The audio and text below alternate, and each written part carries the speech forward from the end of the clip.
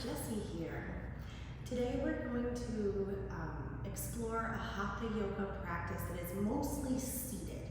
We're still going to do a little bit of flow, but we're going to focus on like seated forward folds and some twisting and some hip stuff today. So we're going to need at least one yoga blanket or a nice big towel and a couple of blocks. If you don't have blocks, you could use big books, you could use a little stool, and I'll try to offer modifications as we go.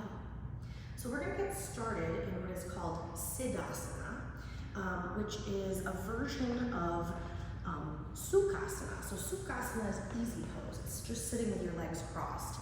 And Siddhasana, like siddhas, like powers in Sanskrit, has one leg kind of in front of the other. And one of the ways that we're going to accomplish that comfortably here for a minute is we're going to take our blanket, we're going to fold it up a couple times. So you're going to end up with like a little lift.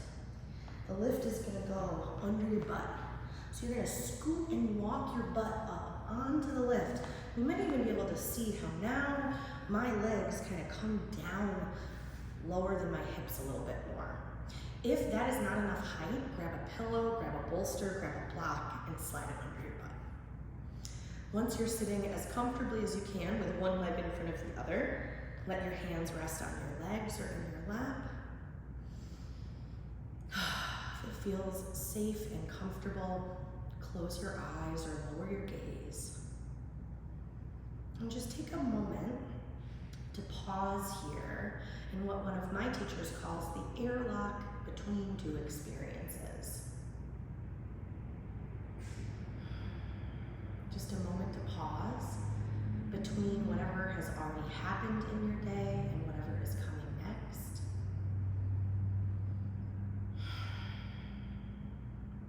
A moment to take a few regulating breaths, intentional inhale, filling all the way up with air, and then exhaling out a little more.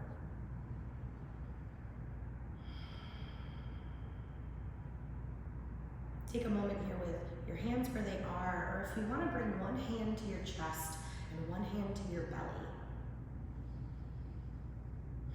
Offer yourself a moment to remember why you came to your yoga mat today.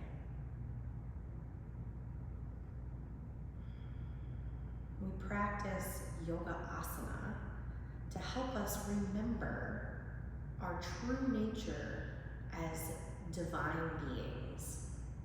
I mean, that's heady for maybe, wherever you are today.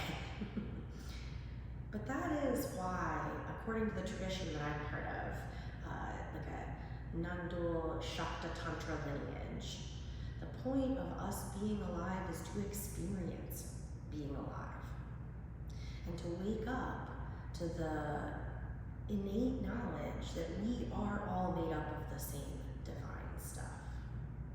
So before we do a bunch of things in our bodies that might feel uncomfortable or challenging, just remind yourself that you're here to be challenged. You're here to sort of see if you can connect to your true nature even when you're folding forward.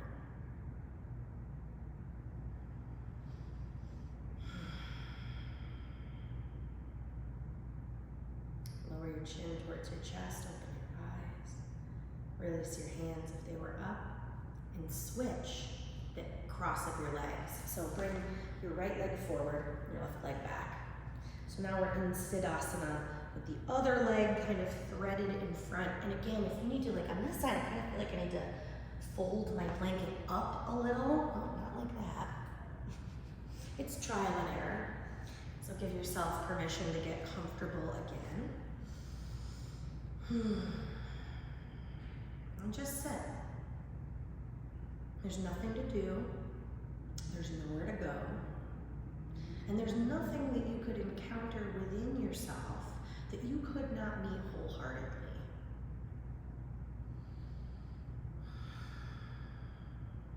It doesn't mean that you won't meet challenge. In fact, you will. You're a person. You have a body.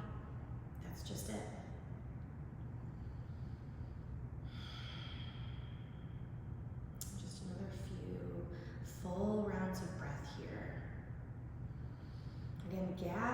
yourself here in the present moment, all of the different parts of you.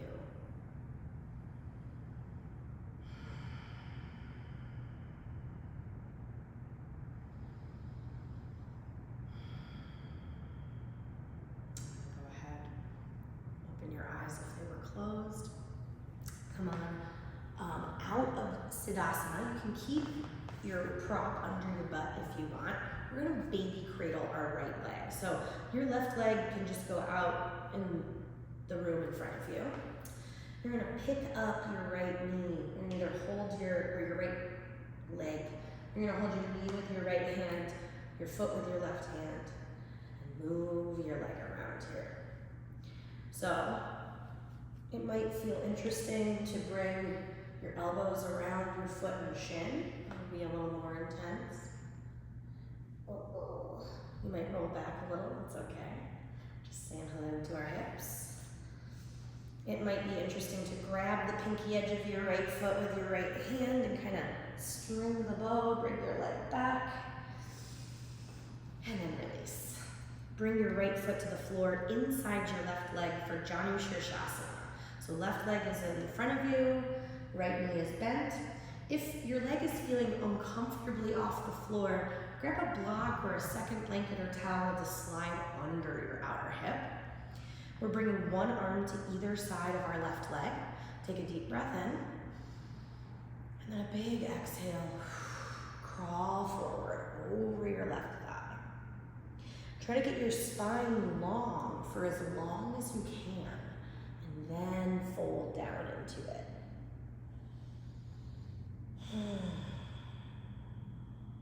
Try to even out your breath. Deep inhales followed by long exhales.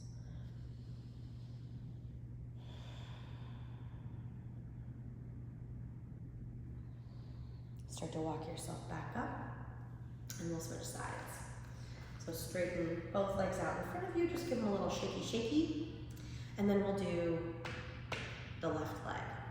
So bend your left knee, you're gonna do a little baby cradle. So again, just holding your knee and ankle and moving your thigh bone around while you're in hip extension, or adding a little more bind to it and bringing your foot into your elbow crease, bringing your knee into your elbow crease. You can rock your stinky baby. Babies are stinky, but they're very cute, just like you. Just speaking from my own seat of experience. Again, if you want to hold the outside edge of your foot and do a little outer hip, work. We're coming into Janu Shirshasana with the right leg straight, left knee bent. Again, if you want to slide a block or a blanket under your outer leg, you're more than welcome to. One arm to either side of the right leg. Take a deep breath in, sit up tall, and then exhale, crawl yourself forward.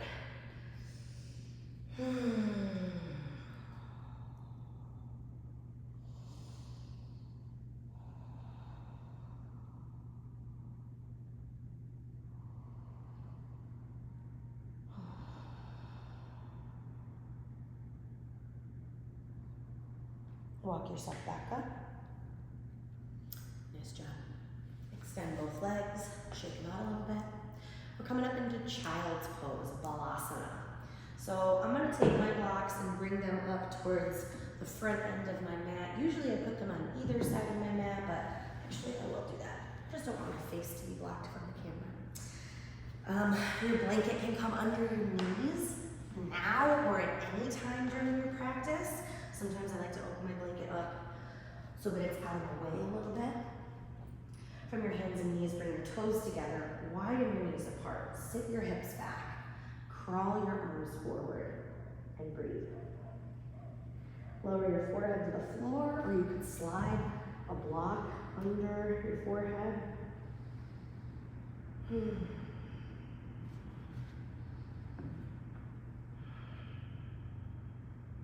Pranam. That word in Sanskrit means to bow. And so here in this posturated position, just offer up some reverence for the force in the universe that generates life, that sustains life, and that eventually destroys life.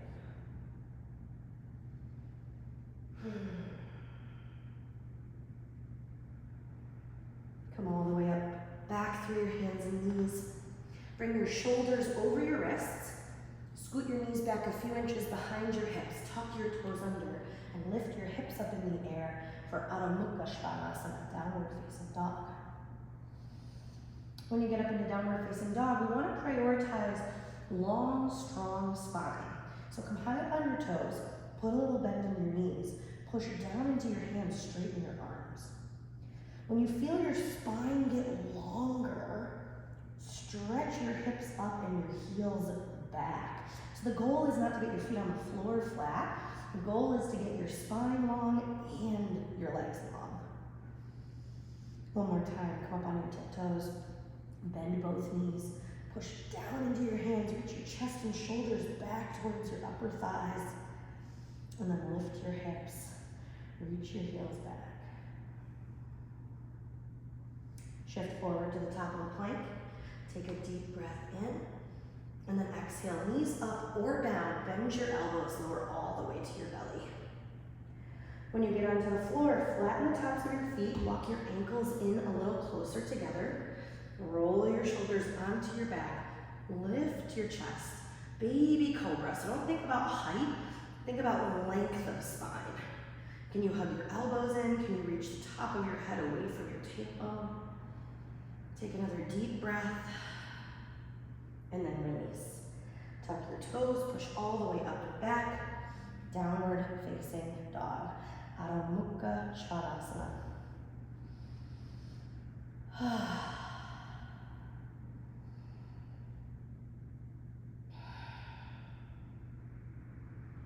Take lots of little steps forward, all the way up to a forward fold at the front of your mat. Find Uttanasana, standing forward fold. Bring your heels under your hips. Bring your blocks under your hands if the ground feels far away. And fold. It might feel good to kind of wiggle around here. When your hands can touch the ground, whether that's by bending your knees or bringing the ground to you with props, there's something in your nervous system that knows you're not falling.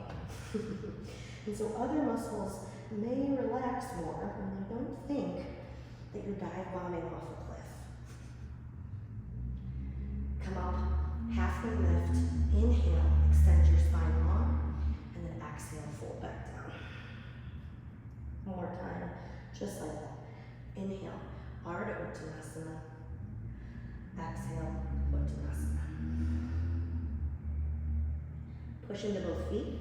Stand all the way up, reach your arms overhead. Urdhva Hastasana, arms overhead. Take a breath or two here. Reach your hands up, let your shoulders come up towards your ears, push your feet down. And then exhale, hands through heart center. And release it, Tadasana, mountain pose. So just take a couple of breaths here.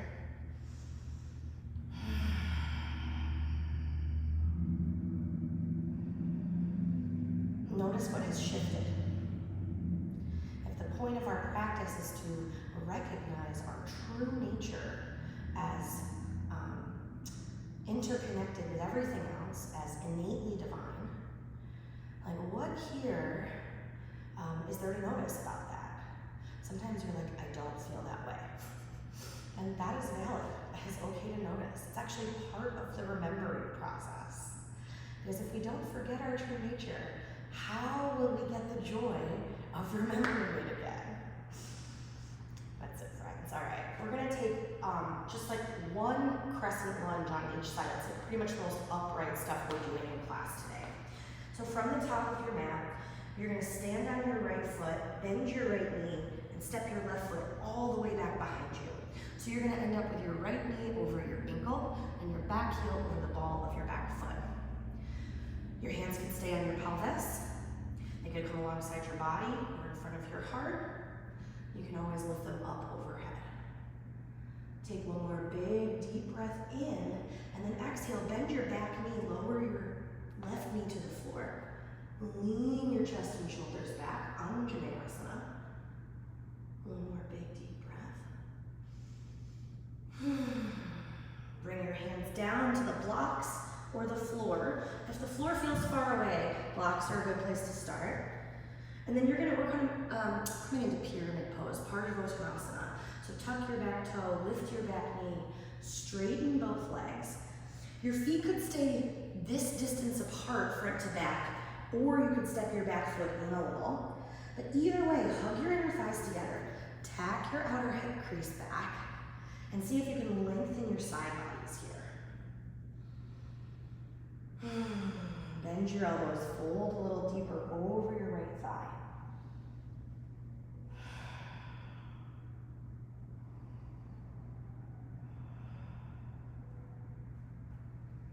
We'll switch sides, so you're gonna re-bend your right knee, bring your blocks with you, step forward, and come all the way up to stand.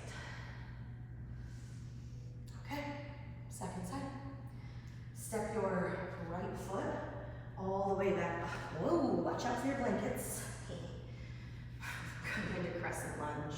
High Anjaneyasana. So crescent lunge with the back knee up and Anjaneyasana with the back knee down are both technically Anjaneyasana. This is high Anjaney. So hands can be here, here, here.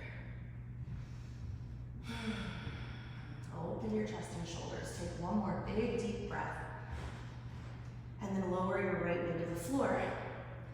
Lean into your back leg. Open up through the front of the body. And then bring both hands down around your front leg to the ground or your blocks. Tuck your back toes, lift your back knee, and straighten both legs. And when I say straighten your legs, you guys, I do not mean hyperextend them. If you're not looking at the screen, you can look up for a little compare and contrast. I don't mean this, I mean this. And for me, I actually kind of pulled my hamstring recently, so I'm gonna put even more bend in my front knee because I will actually get a better stretch on the back of my leg.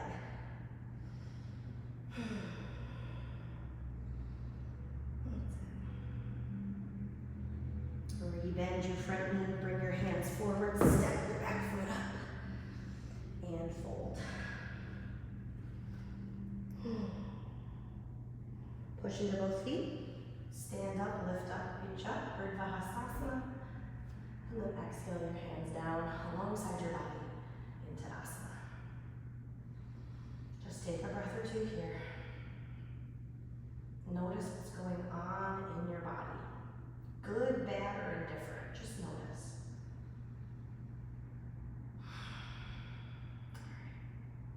So from here, we're gonna take a Malasana, yogi squat, when we're gonna use a blanket. So take your blanket or your towel, and you're gonna open it up like about this size. It depends on the blanket you have, or the towel. What we're gonna do is we're gonna make like a long blanket tube. And this is gonna be like yogi, like heel lifts, okay? So you're gonna take your blanket, and I'm just facing the camera. You can still face the front of your mat. And you're gonna stand with your heels on the blanket and your toes forward. We're gonna start with our feet about a true hips distance apart. So about where your femur bones meet your pelvis is about 2 soft fists between your feet. So heels are forward in front of the blanket. Blanket is under the heels. A couple of times, we're just gonna squat down and stand up. Squat down and stand up. And if it's okay to close your eyes, just close your eyes and just watch yourself move. It's less about doing it and more about watching yourself do it. Nice job. And then the next time you come up to stand, just pause. Bring your feet closer together. So now, ankles are touching if possible. I'm gonna squat down, knees wide. So bring your hands forward, crawl your arms in front of you, tuck your chin. Breathe deep. Try to reach your butt down and behind you, even as you crawl your hands forward and away from you.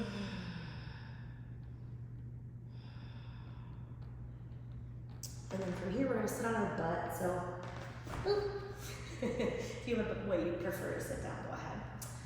We're coming into a really fun pose called Navasana, boat pose. I'm gonna do it kind of specifically.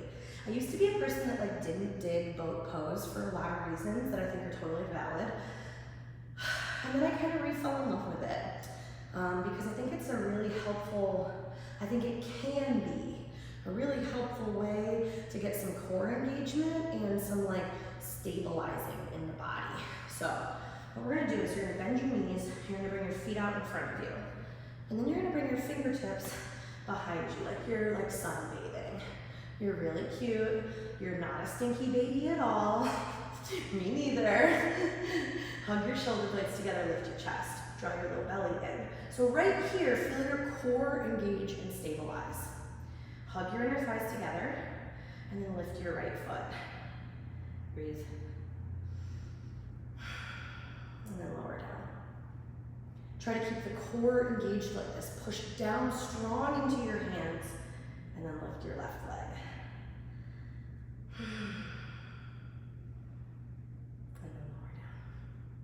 This time, we're gonna bring up both feet. So one at a time or both at a time. You're gonna lean back on your butt and you're gonna lift up. So think about lifting your chest. Knees can be bent, thighs can be as close to the belly as you need or want. And then if you wanna straighten your legs, don't sacrifice the back. See if you can keep your back upright. Ooh, and then come forward, bring the bottoms of your feet together, knees wide apart, Baddha Konasana, bound angle pose. Push into your feet, widen your outer hips. Fold and breathe.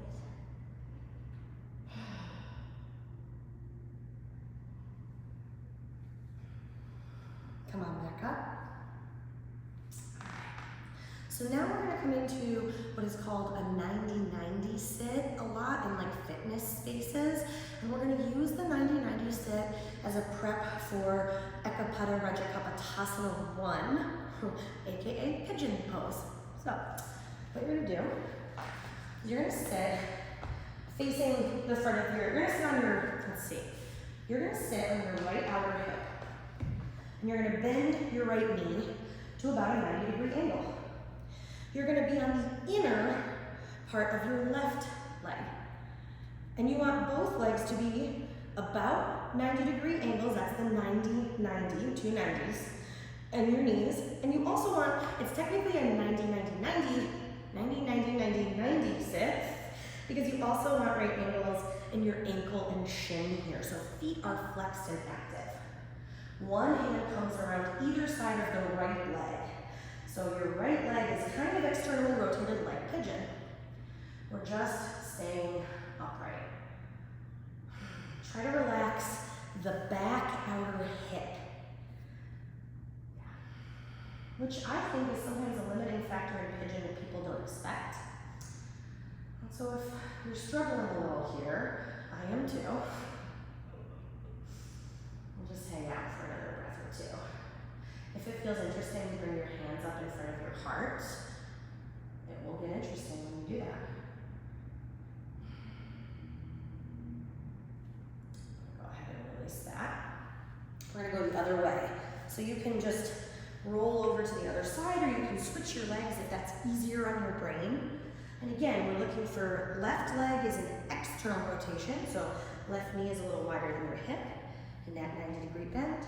And your right leg, you're gonna angle back at right angles. So you're like fully sitting on your left thigh here. That's kind of a difference in this 90-90 sit from when we are gonna come into a more traditional pigeon pose. And again, just try to relax whatever doesn't need to grip so tight. Like what if our bodies just weren't a problem to solve? What if the point was just to experience?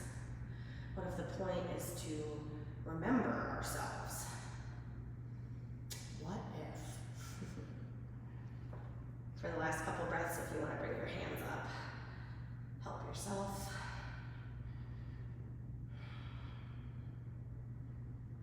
And then come on, forward. And we're gonna go to the first side a second time.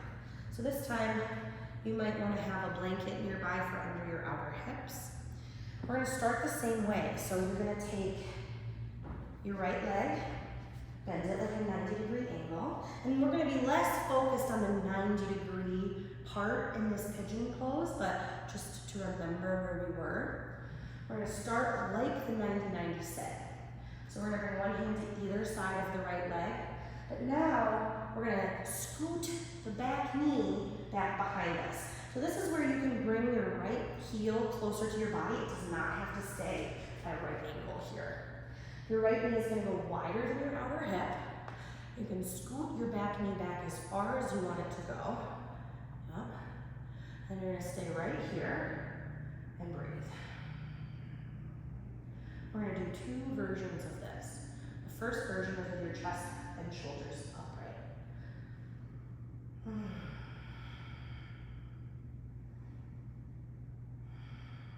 In the second version, you're going to crawl forward. So fold down. I think that those are really distinct poses.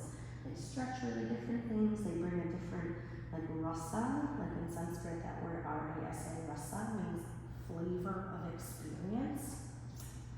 I think that they've got a really different thing going on. Come on, back up.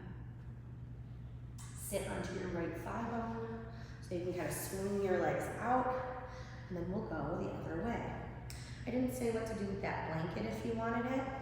It goes under your hip or any part of your leg that feels like it needs more support. So, left leg forward for 90-90 sit to start. One arm to either side of your leg. You can see on this side, I'm already bringing my foot in because I know that this hip needs a little more support. And then I'm gonna tuck the back toes under, roll onto the top of the back right thigh. Oh. Yeah, so see, I want my blanket here. And I'm just gonna take it and use it like packing peanuts. I don't have this hip facing the camera, but I think you'll get the idea. You just kind of shove that sucker right in there. Oh yeah. And once my body, just like in the forward fold, once my body knows it's not falling, those muscles actually relax a little more. I get more opening with the prop because my proprioception, my body's awareness of where it is in space, just genuinely does not think it's falling. It's kind of silly how simple it is, but it's true. Crawl yourself forward. Fold down into the shape.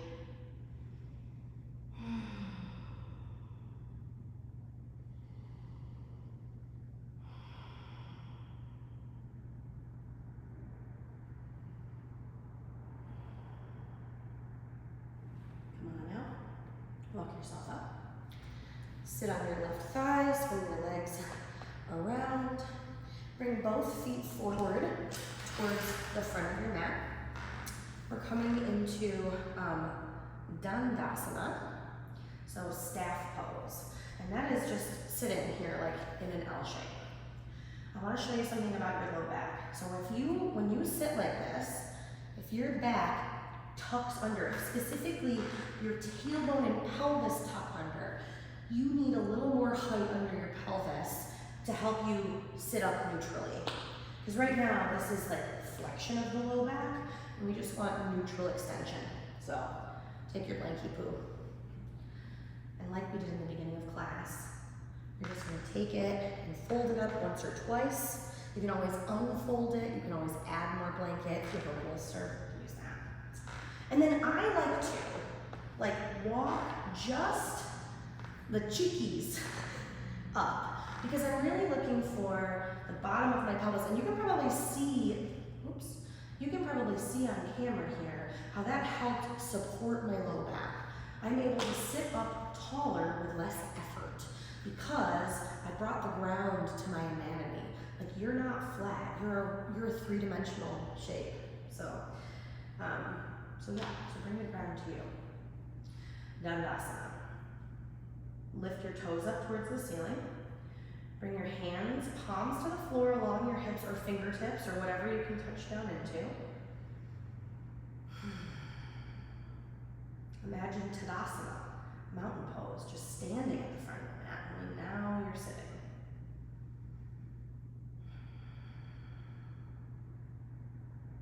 If this is mentally challenging, yes.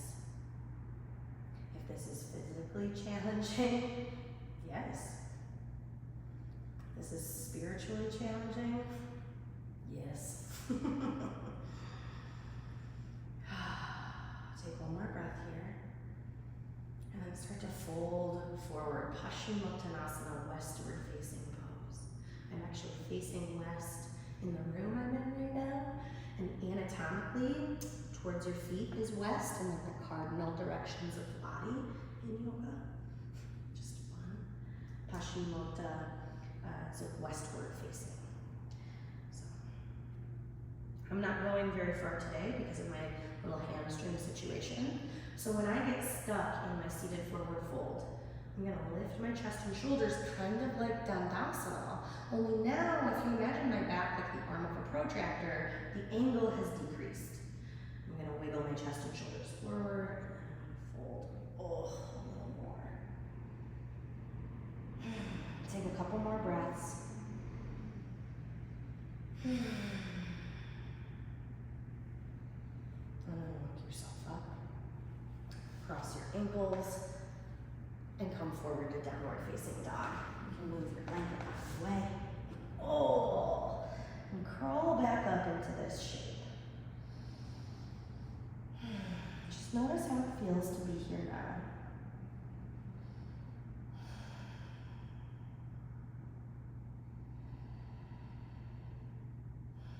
Come forward to the top of the plank, take a deep breath in. Exhale, bend your elbows, lower to the floor. When you get on the ground, flatten the tops of your feet, press into your toenails, roll your shoulders back, lift up. A little bit of a taller Bhujangasana here. Push into your hands and widen your collarbones. And then exhale, release. Push all the way up and back to child's pose, Balasana. Knees wide, toes together. Sit your hips back. Prana. Literally means like bowing to God. And like that is a hard thing to say to people. Okay, now bow to God. You know, especially because Western ideas of what that means are very, in my opinion, like distorted by our culture. The acronym I really resonate with for the word God is generator, operator, destroyer. I view God not as a person with morals and judgments, but as the force of the universe, the force and energy in our universe that generates life, that operates and sustains life, and that eventually destroys it. So just kind of like offering the best that you have up to the great mystery of our world.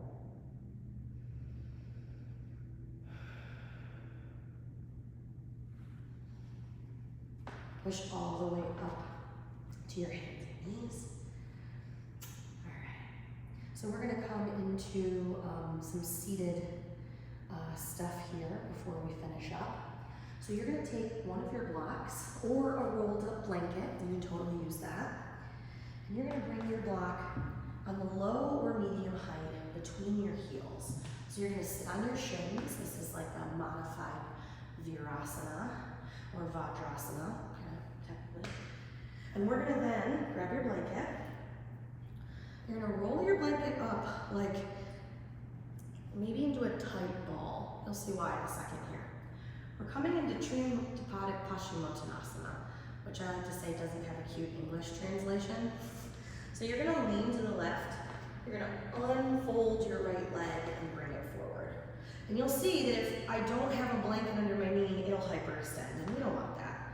So I'm going to take my blanket, and I'm going to fit the blanket underneath my knee so that the leg has support. Same thing as we did in Paschimottanasana. You're going to sit upright and then fold down. Crawl yourself over your leg. You have support under your hips, you have support under your right knee. And hopefully that gives you a little space to just breathe in this shape.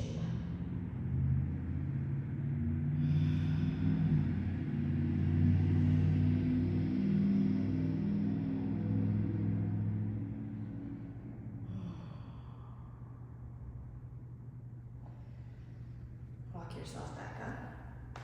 Rebend your right knee so that your foot is on the floor. So now right knee is bent towards the ceiling with your foot on the floor. Left leg is where it was left. Lift your left arm up, reach up, and then twist to the right. So you're either gonna wrap your left forearm around your right knee, or you're gonna hook your elbow past your outer leg.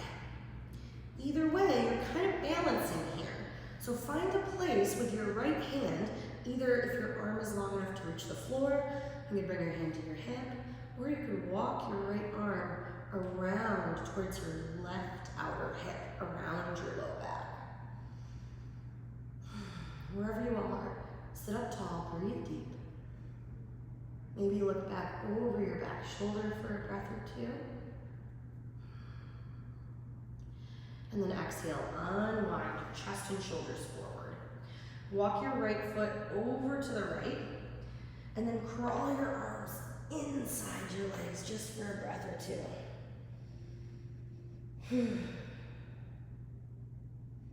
You're gonna push into your right foot and your left shin to lift your hips and switch sides. So bring your right shin down. You're gonna sit on the block, and you're gonna swing your left leg forward. Grab your packing peanuts, get your bubble wrap, support your knee joint. Oh gosh, this is the hamstring that's angry at me, so if my grunting gets more guttural, well, I mean, what can you do? Sit up tall, and then fold forward. Oh, breathe deep.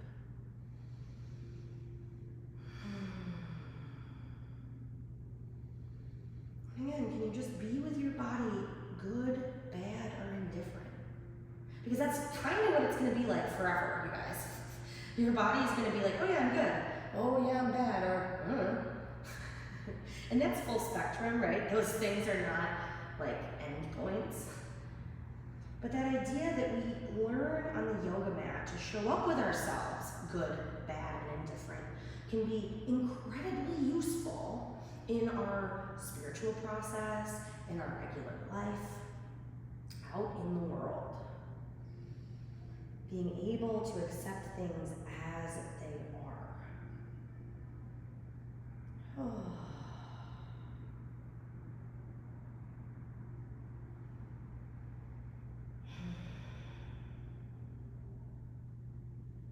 And walk yourself up. Remove the blanket, bend your left knee. Excuse me again. Bring your left foot to the floor.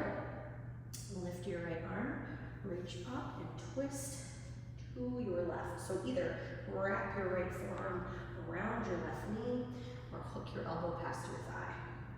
Left hand can come to the ground, to your left outer hip, or around towards your right low back, your right outer hip crease or thigh, right thigh.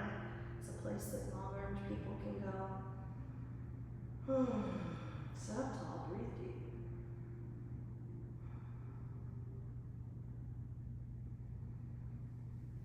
And then exhale, look forward, unwind your chest and shoulders, walk your foot over to the left, and then crawl yourself down inside your right leg. No, your left leg. Whatever leg.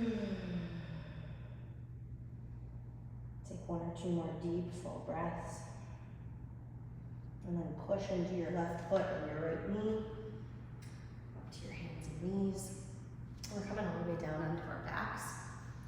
So we're actually just going to come right into a Supta Baddha Konasana, reclined bound angle pose. And we're going to use our blanket and 2 blocks to do it. If you don't have your props, you can just whatever. If you don't have blocks, you can use pillows for this. If you have a yoga bolster at home, I have them in the studio, but I'm not using one right now. You could use a bolster, etc. You're gonna take your blanket and open it up one more than it came off the stack, if that was how it was. And you're gonna fold it up the long way in thirds. So you're gonna end up with whatever prop you have with like a low, flat, long blanket. That's gonna go behind you on the ground. I like to keep the fringe towards the back of the mat so I'm not sitting on it. It's just logistics. Then I'm gonna take my blocks to either side of my legs. I'm gonna sit on the ground in front of the blanket. Bottoms of the feet come together to touch, knees wide. You're gonna slide, excuse me. You're gonna slide your blankets, your blocks or blankets under your outer legs. And then you're gonna lower yourself down onto the blanket so that your spine is running parallel to the blanket. And you can kind of like wiggle yourself in, adjust things around. You can move the blocks out or in to give yourself more support or more stretch. And then if your blanket is folded like mine is, you might have extra blanket behind your head that you can like tuck and roll up under your head and neck so that your chin tucks. So if you don't have like a blanket that's doing that, like you don't have extra blanket, grab another blanket or a pillow to support your head and neck. Arms can come out wide, side to side, or hands can come on the belly. Take a few rounds of breath all the way in, all the way out.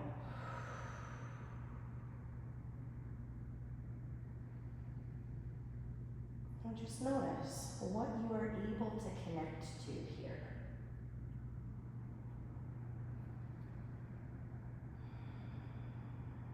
What parts of you do you have a greater awareness of after your practice?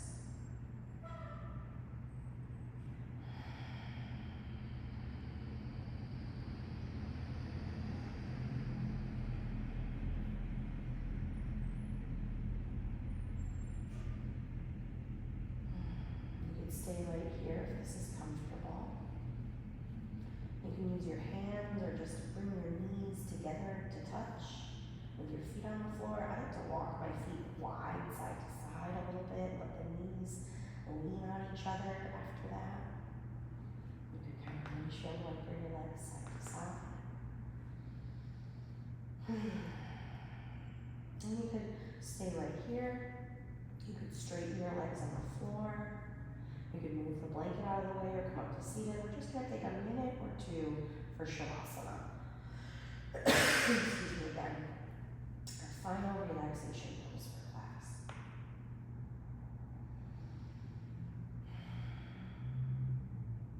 Set yourself up somewhere comfortable.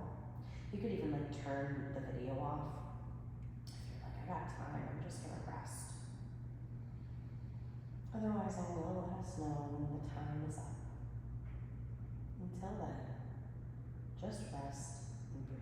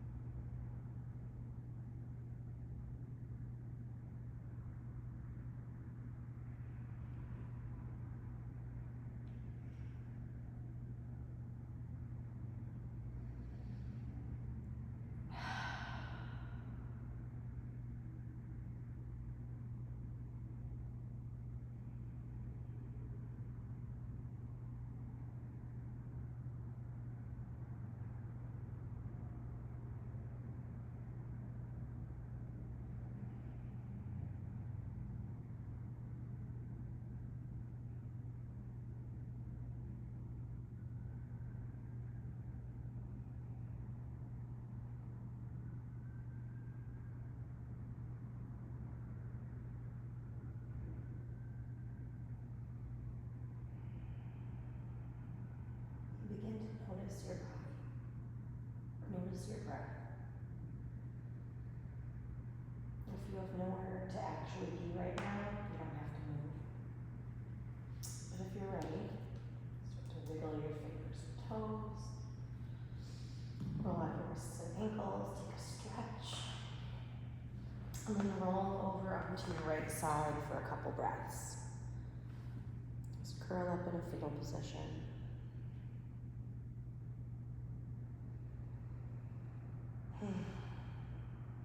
Use your hands to push up. And we'll end class where we started, just sitting comfortably.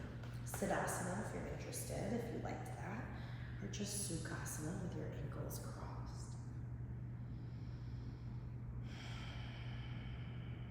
You can let your hands rest on your lap or on your legs. You can bring your palms together in front of your heart in Anjali Mudra if that feels grounding and authentic to you. It's said that yoga is never the pose itself. It is the residue that is left behind that we are able to sense connection through. And so what residue has been left behind here? What is the rasa? What is the flavor of your experience?